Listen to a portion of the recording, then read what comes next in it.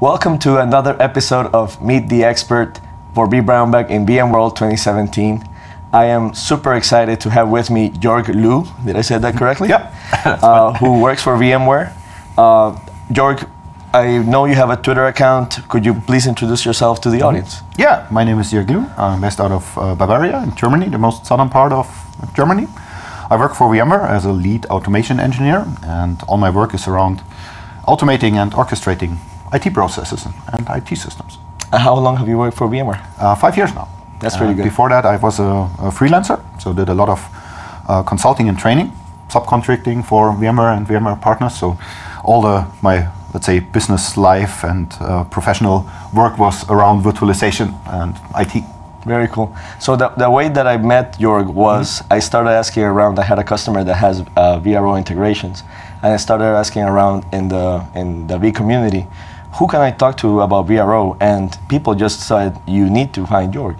So tell me about how you got into working with VRO. I mean, tell me a little bit about that path and how has it been for you? Yeah, that's quite funny because I started working with VMware products back in 2003, 2004. Even before I became a professional, it was back at the university where I studied. And it was a lot of experimenting around new technology, virtualization, and we had a project going on where the professor just asked us, well, I got some ESX licenses, I got some gear, physical hardware, let's try to figure out what we can do for university and the student operations, but also what might be important later on for real businesses when it comes to that. And back then, I had the chance to work on the very first beta version of the back then Dunes virtual service orchestrator, whatever that name was. So I've been working with the orchestrator literally from the very, very beginning. And even back then, I found it very powerful to automate things in that very visual way that you build your workflows. You always can do automation using Bash scripts or Perl scripts or PowerShell or whatever, but that visual way, it's a slightly different way of automating. You achieve the same things, but the thought process is slightly different. And it's much easier to communicate to customers or to whoever puts the requirements or uses the automation afterwards. I've heard that when people are documenting business processes, they actually go with that kind of shard flow, right? Yeah, so it's very similar. And that's something you can leverage in these automation projects when talking to customers now, which are using Orchestrator. You literally can, well, discuss based on the workflow. Yes. Which is completely different than if you want to show code or then discuss code. Yeah, it's a different level. Now I know, and I was surprised because I've been a crew member in vBrownBag for maybe 2 years, and when I was talking to you yesterday, you said, well, I've actually done a few vBrownBags in the past, and I found a lot of them. So tell me about how your role as a public face, I guess, of VRO has made you meet a lot of people, because I can tell you're a people person. You're very enthusiastic when you talk, and it's really nice talking to you. So tell me about how that, you've really done a bit of evangelizing, I guess. Yeah. I mean, that was back in the days when VMware acquired Dunes back in 2007, and they, with vSphere 4, put Orchestrator as part of vCenter.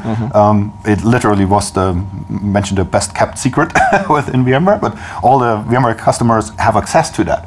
And it's a really powerful tool, and I started blogging and started in the community forums and even the vBrownBag sessions and some other opportunities just to make people aware of this incredible powerful tool that they have access to, but it has some learning curve, of course, and that's a big hurdle to get started. But once you are over a certain point in that learning curve, you really can get a lot of value out of that. And that's exactly that first part of convincing people that it's absolutely worth to invest to get to that knowledge. That was why I started blogging and did all these sessions. Oh, so that's great. I'm a person that's guilty of that scenario where I know it's there. I've seen it in the downloads. I've never installed it. So for me, talking with you has been one of those, well, I really have to do this.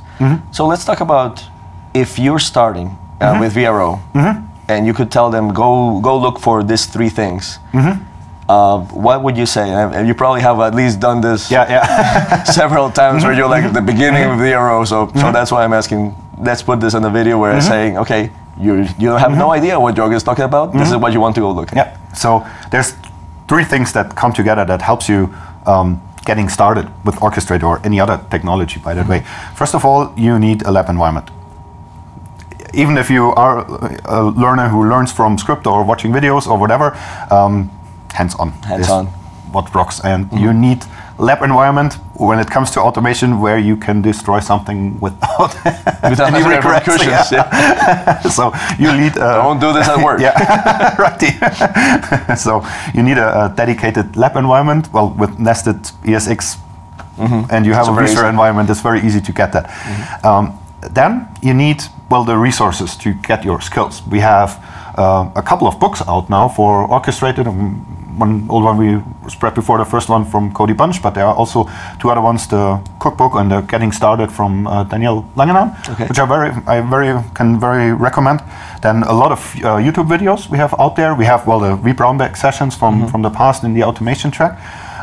There is an official VMware training about Power CLI and Orchestrator, which is a very good one, fit exactly to get started from 0.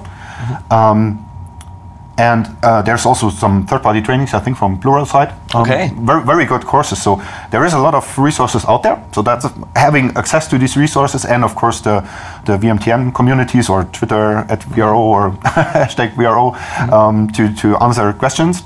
That's the second thing. And the third thing is you need a it's not good. Proper use case.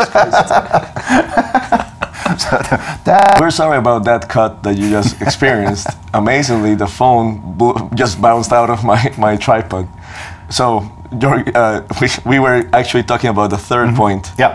What do you need? So we have lab environment, we have resources, and the third thing is you need a use case. So you need something from your real life that you want to automate, and that might be not. And that's very important. It's not just do this exercise. No, try to solve a problem. Exactly. And it does not have to be the most complex thing of deploying a full virtual machine with all these integrations. But I always, when people ask me what should I start when using Orchestrator or automation in general, I always ask them, well, what's the most silliest thing that you have to do manually right now more than once, and which is most annoying you in your day-to-day work? And that's usually something very small and also something not too hard to automate. So that allows you, first of all, it motivates you to learn and to get a solution. You immediately see the benefits. Right, absolutely. And you get some quick wins and value out of it very early.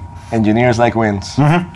All right, well, let's talk a little bit more about you, because obviously I think you're probably tired. Well, I won't say you're tired, because you're obviously very enthusiastic, but people may have put you in this little thing where Jörg is VRO. Tell me about what you're doing now and what really gets you interested.